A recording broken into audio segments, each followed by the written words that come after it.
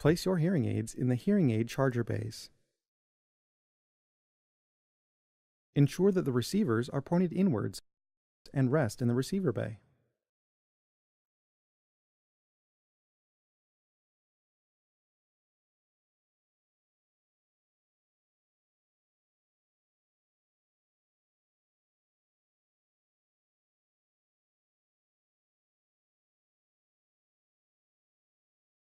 When hearing aids are inserted or removed, the LED indicators show the current battery level for 10 seconds.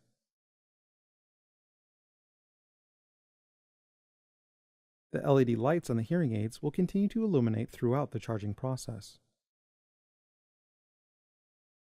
The LED lights on the hearing aids will remain solid on when the hearing aids are fully charged. Charging completion takes approximately 3 hours for hearing aids with 0% battery. Once removed, hearing aids will start up and are ready to be used.